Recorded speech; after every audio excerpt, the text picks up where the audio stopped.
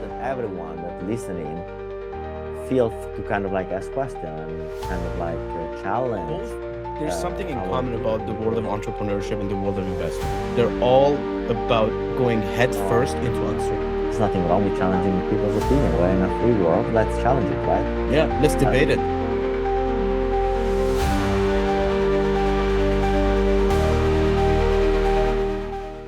Ciao, Sam. Ciao, Keith. Welcome back to our chat. Welcome back, Luca. We have a special guest today, Keith Gillard. I know Keith for quite a while. He's actually mentored me in my investment thesis early on when I started Pioneer Ventures. So I'm really glad to host him on the show. But first, we want to learn more about Keith, what he's done. He's done so many cool things in his career that I want to learn more from it. So he's been an investor. He's been an accelerator. He's now a builder. So let's walk through the experience and learn who Keith Gillard is. Well, yeah, thanks, Sam. It's a pleasure to be here. Good to see you, Luca. Thanks very much, guys. Absolutely happy to have you here. So, Keith, it's the first time I meet you, I'm honest. And I'm so curious about hearing a glimpse of your story because sounds so intriguing and so interesting that can you give us like a rundown of who Keith is and what Keith did? Sure. Yeah, I would say I'm a relentlessly curious person and pretty dissatisfied with the current world and optimistic about the world we can build. And I'm convinced that I can be part of building it. I started my first business when I was 13 years old. So entrepreneurship had been modeled pretty early for me in my family. And so for me, it was pretty normal to go and do that. And I had no fear of failure because I'd seen failure and I'd seen recovery right after that. That made a huge difference for me. So I did get a job right out of university with a boutique investment bank.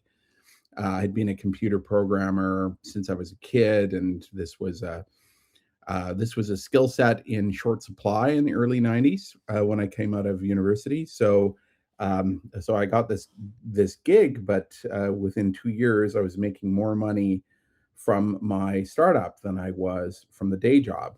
So in '95, my boss unfortunately passed away, and this was more or less a family office, and they decided to shut it down. And I decided I wouldn't go out and look for a job. Instead, I would go out and look for venture capital.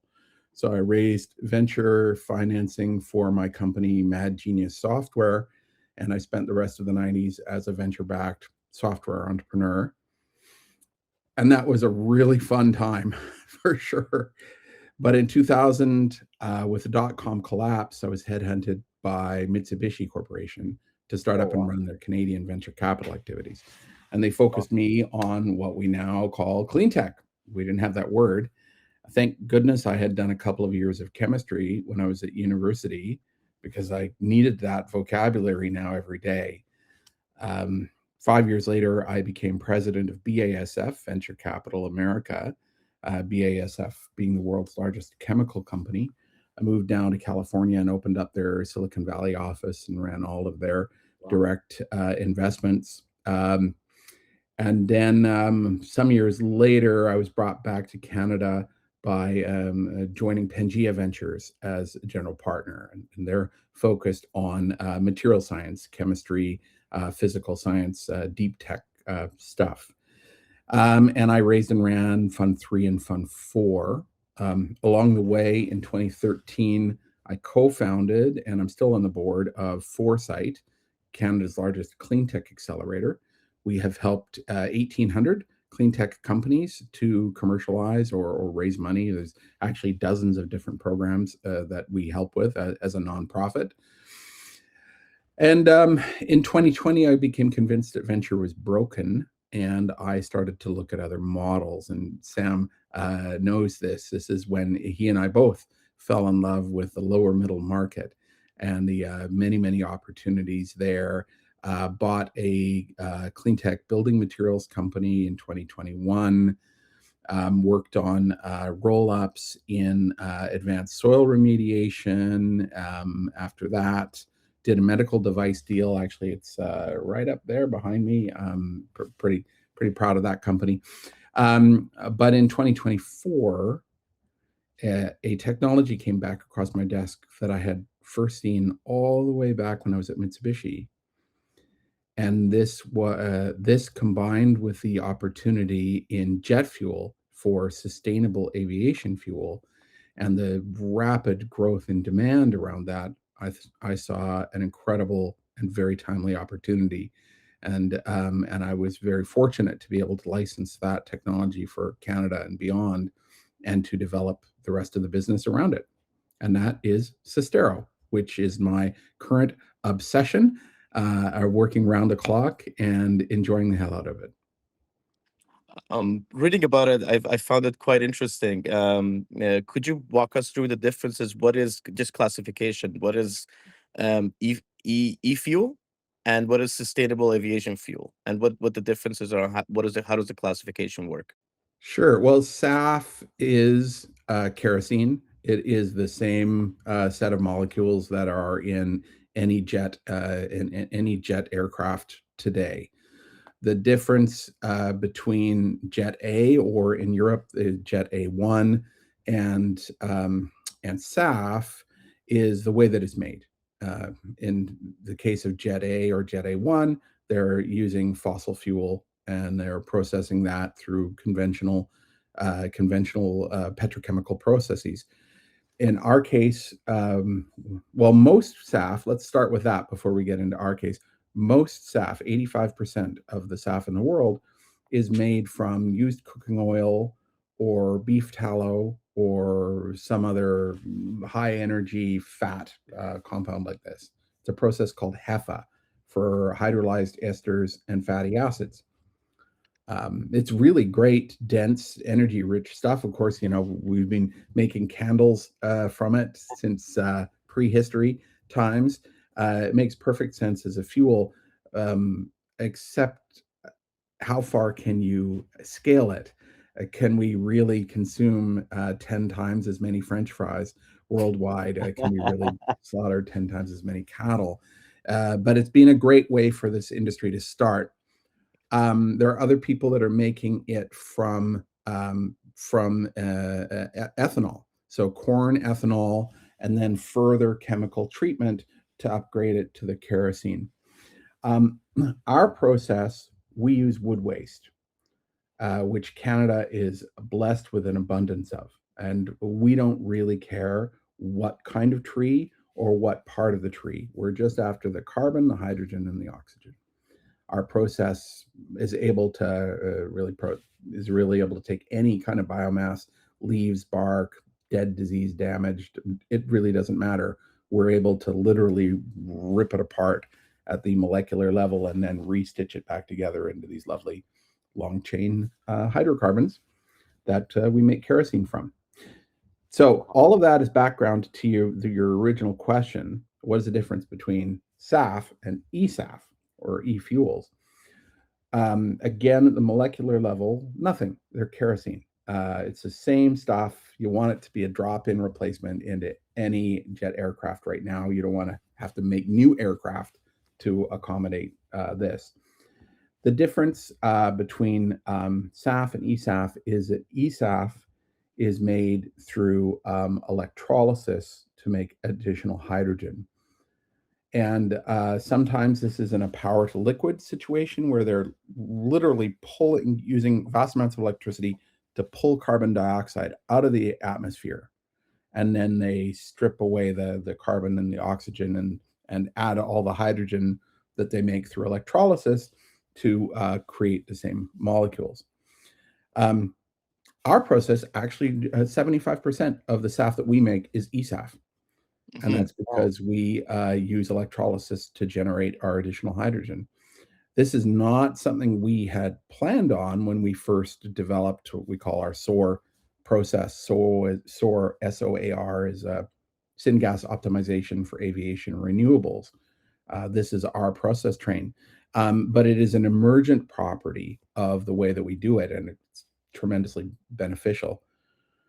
The other difference that I would outline, and I recognize this is a lengthy answer, is that ESAF currently has incredible penalties for non-compliance, especially in Europe. In Germany, 17,000 euros per ton of underutilization. That's the equivalent of 23 Canadian dollars per liter that they should be using, and then they don't use, they must pay incredible penalties. So the reason for this is that governments are trying to stimulate the adoption of ESAF because it can scale. You're not going to run out of used cooking oil if you don't use any. And so that's why processes like ours or direct air capture are really favored by governments worldwide, because we can scale. Mm-hmm. So cool. I didn't know about it, to be honest. I was completely ignorant, and I'm a physicist, so I should actually kind of like have a basic knowledge of that, but I didn't know. But just can I ask you just a question out of the blue? Because you said something that is very important: obsession. That's what differentiates a real entrepreneur from, I think, the mass of wannabe entrepreneurs. The obsession for something. I'm personally obsessed against any odd of what I'm building. Can fail right now. I'm going to continue even beyond failure to try to make it work. And I think that's what made great scientists, because you mentioned like Einstein, Eisenhower, and so on, the names that they are, their obsession for discovery, for going beyond the status quo. But why the obsession for clean tech and the obsession for fuel? Well, you guys didn't grow up here, but growing up here, there was the David Suzuki effect. Dr. David Suzuki, in the 70s and the 80s, when I was a kid, he had a program on CBC called The Nature of Things. And you guys may be familiar with him now because he's still very, very famous. So he's elderly at this point, and has grown increasingly cantankerous as he's aged. But this guy was just so cool. Obviously, from his name, you know, he's Japanese. Maybe many of the viewers or listeners are familiar with him. I'm going to sneeze. I'm doing that to support you, Luca, so you don't feel like you're the only guy. I feel left out. You see, now you will have FOMO and you also want to get allergy. That's but don't worry, we will welcome you, Sam. We will welcome you in the allergy. I'll go chug down the cup of milk and I'll join you. Oh, great. Yeah. Well, David Suzuki, he was just so cool. He is a Japanese guy. He had an afro.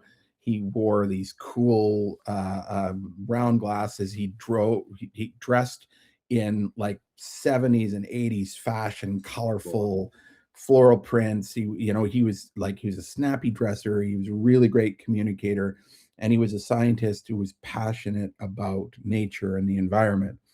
And he had a weekly television show that was not only informative, but really, really entertaining. And he was a celebrity. It was amazing. I found him so inspiring as a kid. He made science cool. He made environmentalism cool. Now, I don't know if or when my career would have turned to clean tech had it not been for Mitsubishi. I actually fought them on the focus on, we didn't have the word clean tech, but the focus on alternative energy and environmental technologies. That's what we called it. And I gave them all of the statistics on venture returns. Like, this is a terrible way to make money. It's a great way to lose money. In fact, the statistics have been terrible over the decades. So why did they want to do it? Because they're strategic. So when you are, as Mitsubishi is, the world's #1 shipper of natural gas and coal worldwide, Mm. and that is a huge portion of your business, you're very threatened by the idea that the world is going to move on to something else. They were very pragmatic about getting ahead of that and saying, well, if the world is going to move on to something else, we want to make sure that we're there and we are the authority and we're able to handle all of that. So they got very involved in fuel cells and hydrogen, biofuels, solar, battery technologies. Those were all the things that I was working on when I was there. And yeah, again, I resisted them from a pure investment standpoint. It didn't make sense, but from a strategic standpoint, it did. Uh, this became even more stark when I was with BASF, where if you were going to look at making a $5 million investment into a fuel cell company, I did that, or into a printed electronics company, or everything was chemistry there, but something like this, and the potential to make money was, let's say, less than if you put your money in Facebook or Google. But for BASF, that $5 million is a rounding error. You know, they're the world's largest chemical company. They're a multi-billion-dollar Fortune 100 company. Them making 10 times their money, $50 million. I mean, it's great. Someone will get a bonus, but it's not really that meaningful to the overall organization. But the ability to create or extend a new or existing product line that's going to make them $500 million a year. Wow, that's very exciting. Yeah. And so those are the kind of decisions that were driving these investments. Of course, we wanted to be able to defend our existence as a business unit, as an investment unit going forward. Um, um, so we wanted to have performance and we wanted to get bonuses. But the overall organization would focus on its strategic interests and not necessarily chasing flavor of the month. Super interesting. Are majority of investors in the clean tech industry, are they mostly strategics, or is there financial investors as well, financial interest in these types of projects as well? It is mostly financial investors, though there are certainly a lot of strategics, hundreds of strategics who are involved in clean tech. Anyone who's actually making anything or using energy has got a profound economic argument for why they should be adopting clean tech.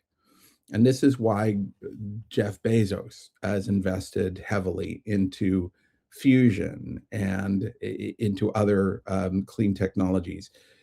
Bill Gates, of course, he got very involved with health tech and many good programs. Yeah. So it's not a particular surprise that he would do this, or Elon Musk, of course, with Tesla and that. But beyond those famous tech bros, right? The corporates of the world have been very involved in this. Everybody's very concerned about security of supply for energy, and this is what drives our business as well. Look at everything that's coming on in AI. The availability of electricity is the primary limiter for Yeah. how quickly that business can expand. Mhm. And we can't continue to make it in the same way. You can't continue to build out coal plants and this kind of thing, because we're recognizing the costs of Correct. doing that. Besides the capex, the ongoing costs, and those companies are being held accountable. Excuse me, guys. I'm sorry. I'm having allergies too. No worries. Clean tech, investment, allergies. Yeah. Let's Oh, don't make people allergic to clean tech. No, but it's actually kind of like, first of all, it's a long time that I didn't hear about BSF, because I don't think it's from the 90s that I didn't hear that name. to be honest. But the other one is your point about the need of actually investing in new ways of energy, especially with this new AI wave that is coming, where, in my honest opinion, I can be clearly, people can disagree, but there is a huge amount of waste, and all this waste, it comes with a even higher cost, right? I think now everyone is playing with AI, and nobody understands the cost of processing those tokens behind the scene, right? But one day people will figure it out, hopefully. But you mentioned something about your shift from deploying capital to raising capital, and I was kind of like curious to hear how the journey went. I'm Sure. happy that you came back to the good side of building. That's definitely, because I think there is a dark side in deploying capital, to be very honest. That's less than 0.1% of capable people, but building is way more fun, like you said. And I'm just wondering how that happened, how actually could bring the knowledge of deploying capital into building, and so raising capital. Yeah. Well, Sam knows his story. Yeah, together with a partner and the backing of some limited partners, I bought a clean tech building materials company, and we ran into some trouble. My partner is still in that company. He runs it as CEO, and he's doing a hell of a job. But that company was importing aluminum parts from Belarus as the only place in the world that could make them. Maybe China could rapidly, copy and be able to manufacture, but there was no other place in the world that could make the parts. When the war broke out in Ukraine, and Belarus sided with Russia, it took a while before the sanctions that Canada put onto those countries really emerged. And so by the time the Canadian government decided to penalize our company for all of the imports it had, we had over a year's worth of imports, and these were the major parts of this company's products. And suddenly the government was hitting us with millions of dollars of tariffs, of which we didn't have, and it was a bit of a nightmare. Now, he and I jumped into the business day to day, putting out fires, negotiating, setting things straight. And, it was working 16 hours a day, working 7 days a week. And I'd come home exhausted, and I'd turn to my partner and I would say, I am so tired. And also, I love this. I love solving problems. I love putting out fires. I love strategy and then executing on it. And so when my business partner, and when he stayed, when we got the fires out, and he stayed in there to run things, I said, you know what, I want to look to either acquire something to run, or to or to buy, or to build. So buy versus build. I was making that classic decision. And that's when this opportunity came to me through maybe 4 threads of my career that all sort of came together at the same time. And the idea crystallized in my mind, not only of making SAF, but how to do it, where to do it, how we'd be differentiated. And being very fortunate to start with some great co-founders, and then build a team that continues to get stronger and stronger. Very interesting. I know a little bit of the story because I've gone through the understanding the opportunity with you a few times before. But help me understand, it's a pretty big project from what I remember. It's in billions of dollars of funding requirements. Yeah. walk me through how you go funding about a project like that size. It's kind of a nation building project. It's important for energy security, fuel security, going forward. I think countries are very interested in something like this. So I think even the government of Canada would be strategically very interested in your project. So how do you go about funding something like this? Yeah, we're really grateful that the government of Canada and indeed many of the provincial governments are very supportive of what we're doing, and that's wonderful. It makes a huge difference for us. So this is a little bit different than the way most venture companies go. They start with their pre-seed and then they raise a seed. And if they're a software company, maybe they already have a minimum viable product somebody will pay for, and then they go and raise a Series A and a Series B, and etc. In this case, we have to build a multi-billion-dollar facility, and it takes years to get there before we have revenue from our primary product. There's still a potential for revenue earlier, and we're working on that. In fact, we think that the site we're about to announce the acquisition of, that we'll have that site profitable by the end of this year. Wow.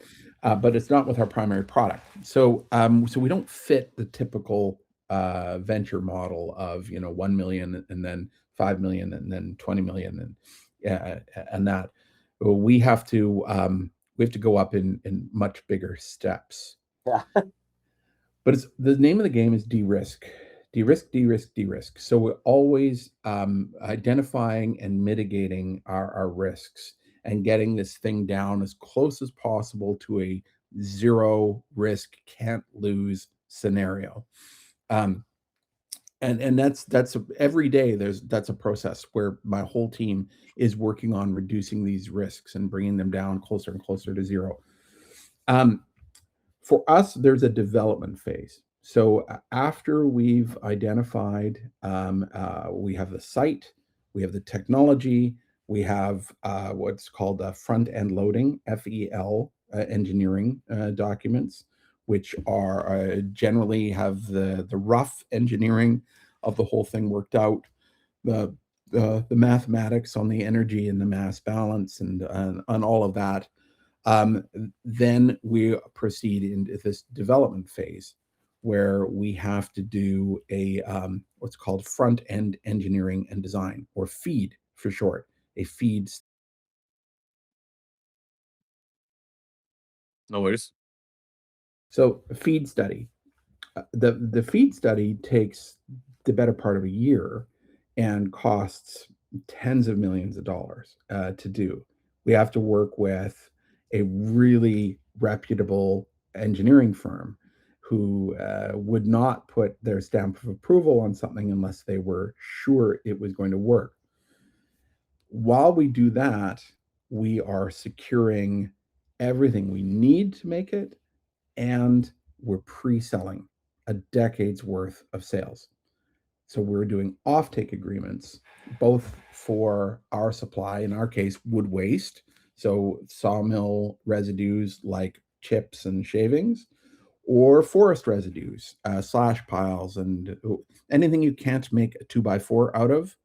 This is a kind of waste product that has no market, but it's perfect for us.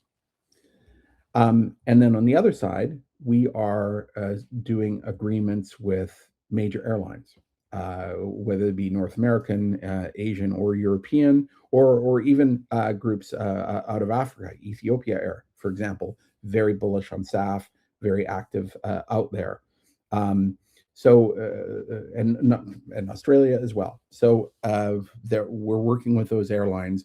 We pre-sell. We have an agreement where they're going to take a certain level of SAF every year for 10 years, and we have agreed on a formula whereby that's priced. They haven't paid for it yet, but we have an agreement. So as we do all of that in parallel, when we reach the end of that FEED study process, and we now have a complete document, every nut and bolt is planned for, every minute of every day for construction workers, all planned out in advance. And we have all all of our inputs secured and we have all of our outputs spoken for, now we reach what's called FID, final investment decision. And this is where I'm finally able to answer your question, because this is where the money comes in. Final investment decision, FID. This is where the banks, which we will also have been doing a dance with all the time. In fact, we're already working with the banks and the government, and if necessary, equity investors, project finance, equity investors. All of those groups get to thumbs up. We're in. We're funded. That is a positive FID, final investment decision. So And it's at that point, government, banks, equity investors, no yes, VCs. Oh, VCs would be the equity investors, I guess, in the this case. equity investors, yeah, Okay. if necessary, and Okay. they may not be necessary in our case. So it's primarily debt. So North American banks, mainstream banks, are comfortable going up to 70% debt. So long as all the numbers work, the engineering's good, offtakes are good, all of that, they'll go up to 70%. European banks will go up to 90% debt. So very significant. They're very comfortable about the security of SAF as a market. And then we have to come up with the balance. Now, the reason why I say that it may not be necessary to get equity investors, though working with a Mitsubishi or somebody like that would be absolutely fantastic. It's more than just money. It's smart people and connections. So we may choose to do it, but that extra 30% that we need to come up with, the government of Canada has got really sophisticated and aggressive tools that it has put in place to help projects like ours. And I'll maybe just mention 3 of them, though I could go on quite a bit. The Strategic Resource Fund, the SRF, this will do 20%, or in some cases even more, of the capex of a project. It does it 20% as a grant and 80% as an interest-free loan. So it's very, very attractive, very supportive. The next one is the Canadian Infrastructure Bank. Canadian Infrastructure Bank gets involved during that development phase, I said, way before FID.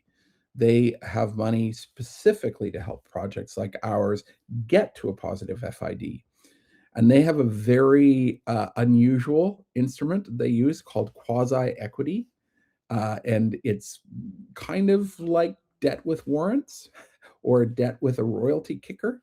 It's a very interesting little instrument that does not get counted as debt on a balance sheet, and therefore doesn't get in the way of the banks being able to provide their debt. And then the third one that I'll mention is the Canadian Growth Fund. And this is part of the Canadian Pension Plan. And they are also very involved, very aggressive at investing in these kinds of projects, terrifically supportive. So just with those 3 programs alone, you can get to the 30% shortfall.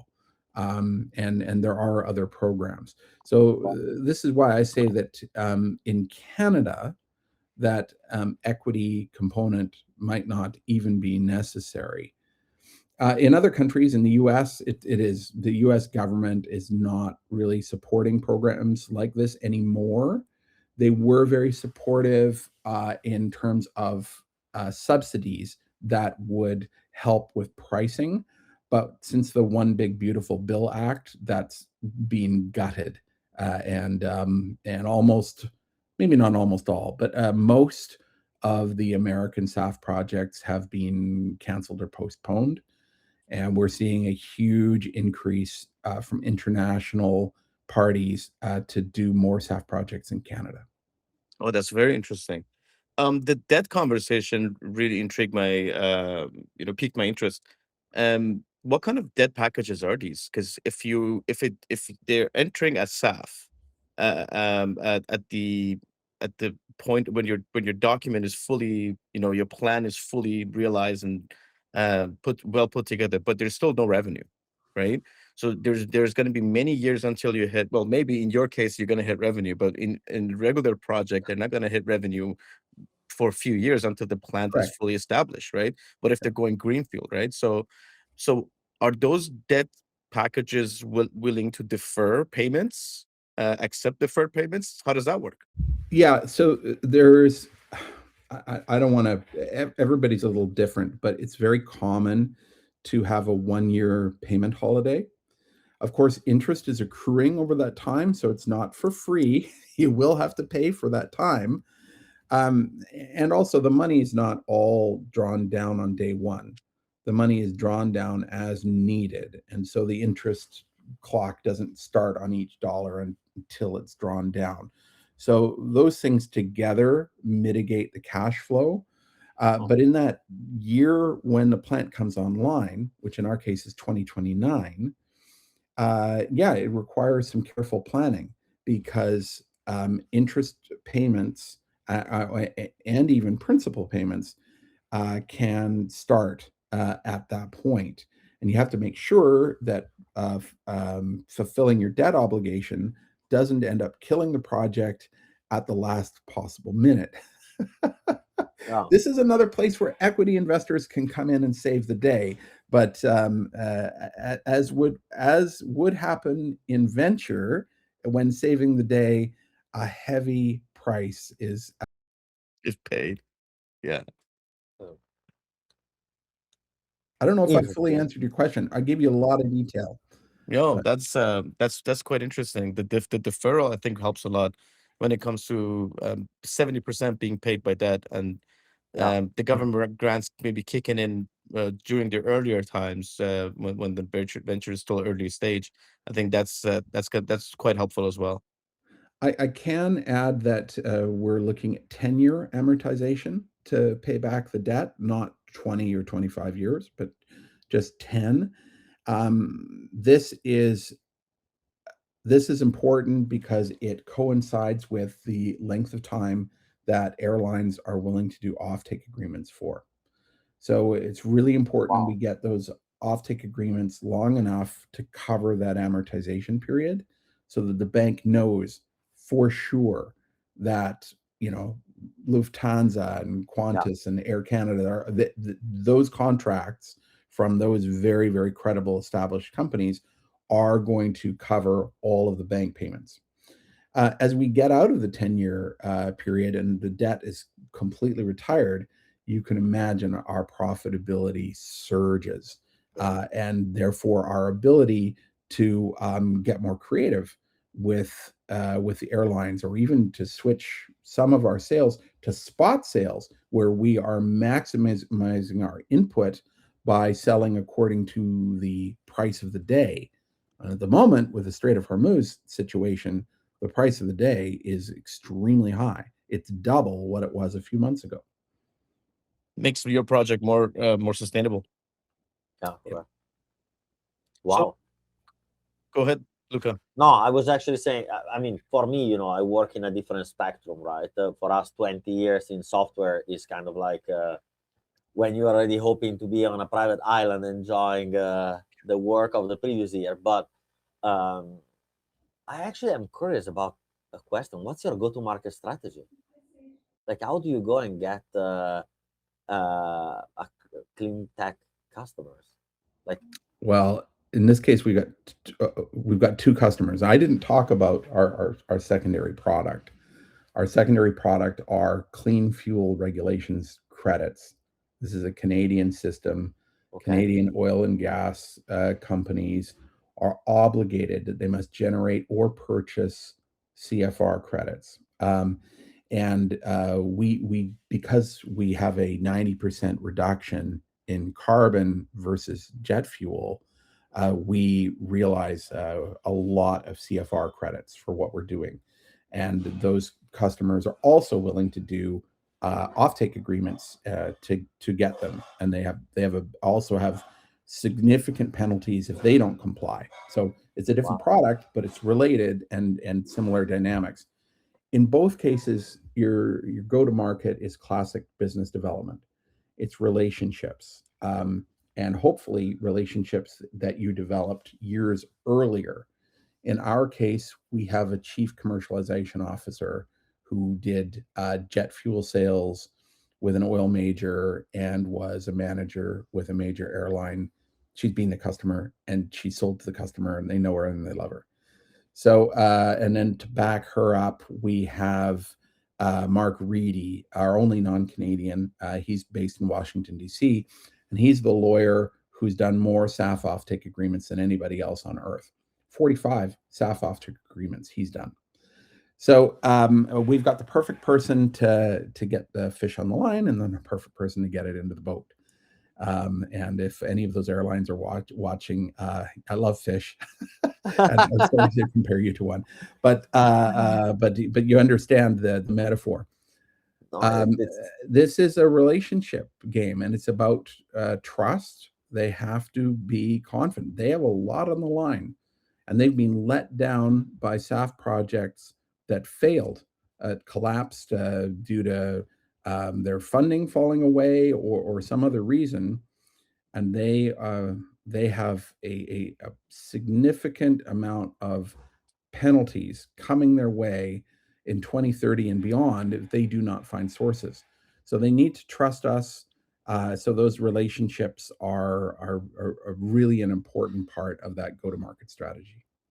Yeah, I just want to add, if I can, a quick note. And we were chatting about, people know I work in tech, and recently I had this conversation about go-to-market and the definition of a product. And I have the feeling that most of the deployer, so people that they give you money, from VCs to anybody,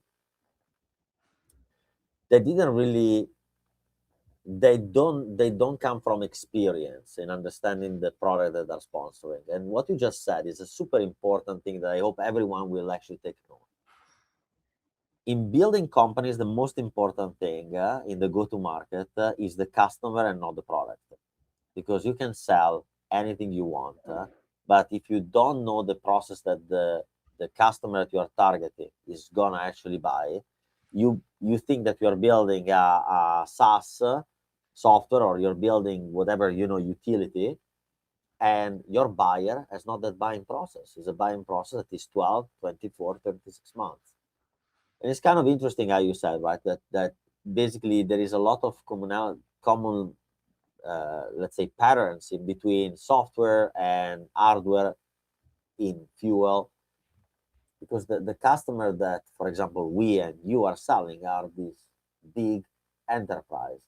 They all come from the same experience. They got burned by a previous experience. That's why their buying cycle gets longer, and the element of trust and relationship comes into place. So is always some sort of outbound reach instead of inbound people knocking at your door because they need your product, because they already have something that works and they trust, and now you're actually selling something that they need to trust more. On the opposite side, you have the stickiness in the field of selling to these big companies, right? And you said it a few minutes ago, it's a 20 years engagement, right? So it's basically for 20 years you sign a deal, and it goes without thinking about the renewal for another probably 20 years. And that's what you said is actually kind of like literally resembles with me, because in my experience, I faced a lot of people that they don't really understand that when you say a scalable product, you basically don't understand a shit of what you're saying. You need to think on basically the other side, that you build a product that has a scalability across customers. But what you actually are going to harmonize is the time of conversion more than scaling the number of customers, right? That's because the value of your contract is clearly bigger. Yeah, well, scalability is a great thing to bring up, because in software you're infinitely scalable, but in clean tech you're not. You're really making stuff. There's a limit. And and you have CapEx to do that. Now, just to put the scale of our plant into context for people, This plant that we're building in Ontario has a capacity to produce up to 730 million liters of SAF per year. So for Americans, that's 200 million gallons per year. This is us filling up 20 train tanker cars every day, 365 days a year. We can produce a lot of fuel. Now, Canada as a whole consumes 10 billion liters of jet fuel per year. So even as the market gets above 5 and 10%, and that we're going to be a significant part of Canada's market. Canada's not the only market. Europe, in particular, they're scheduled, or not scheduled, but they're forecast to run out of jet fuel entirely, any kind of jet fuel, in 4 weeks.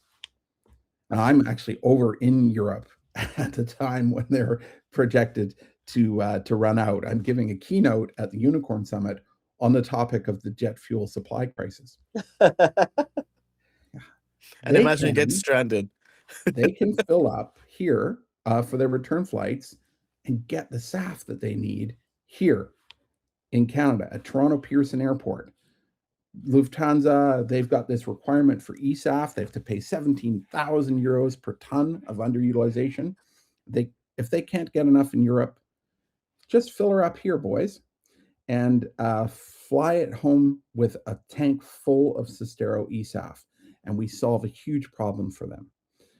As well as this issue with Strait of Hormuz is put on everybody's mind, security of supply, because we are making our product 24/7, 365. I've got 9 sources of biomass. I've got 5 major vectors of electricity coming into this plant. I've got 2 water lots and the rights to access another lake on the side of this property. We have true redundancy. There's no wildfire or ice storm that could take out our capacity to produce on a constant basis. We have to shut down once every 3 years to change out our catalyst. This is security of supply. And this is why I've been saying all along that the most important S in sustainable aviation fuel and SAF is not sustainable AF, it's secure AF. Yeah. I mean, I think the point of that you just made about Europe, being European and traveling every month at least once to Europe, it gets more and more pressing, especially because there's consequences, right? And people don't really realize the chain effect of actually the supply chain. That is not only about transportation, about businesses, it's about what you just said, like relationship and so on. And so actually, I was asking a very dumb question, probably, but I'm not going to ask it anyhow, because there's not such a thing as a dumb question. But why don't they put all the fuel on this huge, beautiful container ship and move it across the ocean and bring it to Europe? Oh, you can, for sure. And we may do that because the prices in Europe are a lot higher. Exactly. I would prefer to make contracts with the European airlines to fulfill their to fill up their tanks while they're here, because the major airlines. Oh, I understand what you're saying. That's actually very smart. They would actually, for all the Europe to US flights, they would actually make the first leg to this with to normal North fuel. America, normal fuel, and then fly back on this one. Exactly. So they would basically cut 50%. Imagine that their requirement for SAF is, this is 2030, and they're Lufthansa, and their requirement for SAF is 6%. Their requirement for eSAF is 1.2%. Yeah.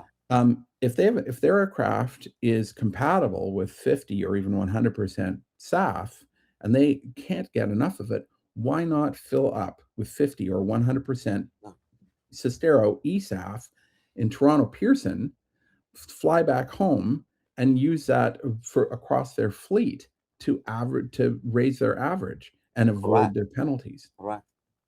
This is the argument that I'm putting forward to my customers. It's about security of supply. We can deliver right there every single day of the year, and I I don't know of any circumstance that could interrupt our process. That's brilliant, actually. But and just a question: this process is standard process, or you have a special pattern for this processing of the raw material? It's kind of both. So I told you I first saw the gasification technology for this way back in my Mitsubishi days. Yeah. That is still the world's only TRL9 wood gasification technology. And for anybody who doesn't know about the technology readiness levels, they go from 1, which is an idea on the back of a cocktail napkin, to 9, which is fully commercial, tested years of real world data. So Yeah. this is the only one in the world that has been running commercially for more than 20 years on multiple sites with all of that, and therefore it's bankable. Everything that we've chosen and put together in this is bankable, and that's a key part of this. It's not just chemical engineering and mechanical engineering, it's also financial engineering. So yeah, we're only using tried and true technologies, even though there's a lot of very exciting developments coming up in the world and we're watching them. But if we can't get banks behind it, then we can't build it. Now, the unique part of this, where we do have IP, is our process train, our SOAR process, SOAR, and as well as IP that we're developing in our partnership with Lakehead University around process improvements and pre-treatment of feedstock and other things that we'll be filing patents on that obviously I don't want to talk about here. So it's both, but the more important part is that we are using 100% bankable technologies. Super cool, guys. Really, I Very cool. honestly, I was never into, I was never close to clean tech, but I got more of the insight of it, and I think there were very much there were a few elements, like I told you, that and that's what I tell everyone, right? You always need to abstract any sort of venture or any sort of idea, because yeah, this abstraction you can use it for your own thing. So it's kind of very interesting. Plus, as a nuclear physicist, I really like things that involve science. So really cool. I hope that the next flight I'm gonna take is gonna use your fuel, so that You'll be a while before it's our fuel in the tank. But if you fly on Air Canada or any of the European airlines right now, there's SAF in your tank. It's HEFA. It's, you're flying on the wings of the meat industry, but it's there. Just a few percent, but it's there. interesting, interesting. Sam, do you have Keith, a last question? We are I do. almost at our time. I do. And this is from an investment point of view.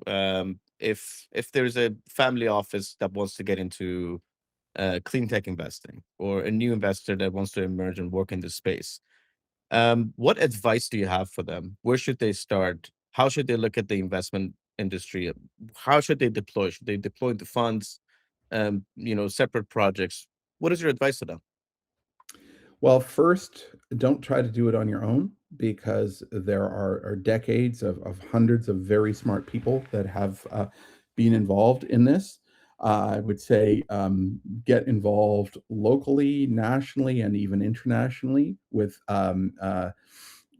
groups that are looking at investments. You can start with angel groups, but if you want to look at more mature investments, then you're going to want to look at some of these pitch competitions that are out there, where there will be Series A clean tech companies pitching. You might get to see 6 of them or 12 of them at a time. I would say get other people's advice. Try to invest in a syndicate. Doing it on your own, it means that you've got your blind spots with you for sure. You invest alongside other people. They also have blind spots, but probably you've got different blind spots, and so you can help each other see into the areas of the business that you might otherwise be blind to. And also, I would say portfolio approach. Don't just do one, because the odds are that any one investment is going to fail, unless it's mine. That's what everybody thinks. But that's why you should email at That's right. founding SUSTAERO.ca. SUSTAERO.ca. That's a good one. That's a good advice. Yeah. No, portfolio approach. Portfolio approach. You know, the odds are you're going to have a lot of failures, just like you do in software or in drug development or any kind of business. And you know what? It's okay, because if people don't take a risk, then how are you going to make a reward? You need to have that asymmetry in order for you to really make money with this, in order for it to be worthwhile. So that's why working with other groups, whether it's joining a fund like Pioneera as an LP, or it's joining one of these angel groups that get together on a pass the hat basis, rather than a formal LP-GP relationship, to put together money to do individual deals. Like here in Vancouver, we have Vantech, and we have the What If fund. And just for transparency, I am an LP in the What If fund, and I think they've been very, very successful. Their numbers are incredible. It's a great way to learn. Okay. Keith, I appreciate the insights. It's always a pleasure to sit down and chat with you. I always learn a ton, and I appreciate your time and giving us insights into the industry, into SUSTAERO, and very excited about what you're building. You have my full support. It's one of the coolest ventures that I've seen and covered in the past while. So really, really glad to have you on the show. Well, I'll hope to come back and give you an update, because you're going to be amazed at what's coming next. All right. We Excited. will welcome you again, because it's been deeply a pleasure also for me to meet you. And till then, we are going to wait for the report on your great success and celebrating all together. That's great, guys. Thanks so much. Thanks, Heath. Ciao, everyone. Ciao. Cheers. Bye-bye.